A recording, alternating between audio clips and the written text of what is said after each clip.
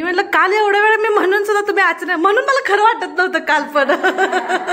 मी तिला म्हटलं एवढ्या वेळा हे अगोदर केले ना आता सुद्धा गपचूप येतील तरी भाव आता मला म्हणले येतील मग 11 वाजेपर्यंत मी म्हणलं ती म्हणली 11ला निघणार आहे 5 वाजेपर्यंत येणार आहे ती म्हणून पण मी विचार केला म्हणलं गबाळालाही म्हणत होतं काय सांगता येत नाही गाडी घेऊन निघताल मी तुम्ही भरून मग म्हणजे खर्डीत जायचे ते दिदालाही सांगितले 5 वाजता जायला चहा आणायला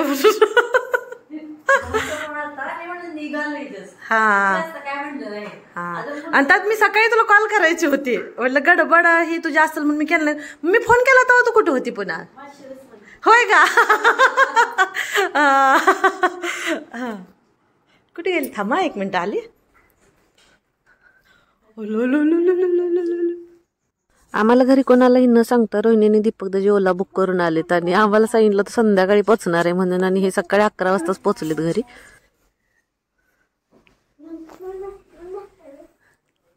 इथं आरव आणि आस्थाला सरप्राईज द्यायचं चालूय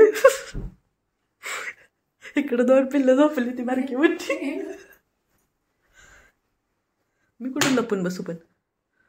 मी लपणं बी लय गरजेचं आहे पण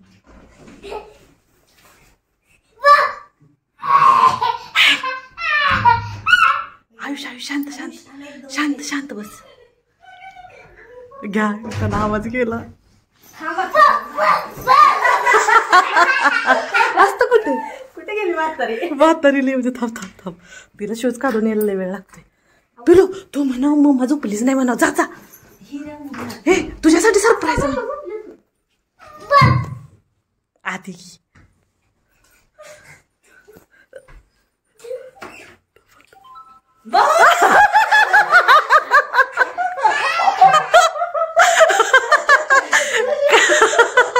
कसं वाटलं सरप्राईज देतो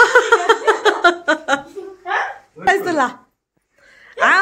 दिदा बघ गाडी मोठी गाडी घेऊन आलते काका ती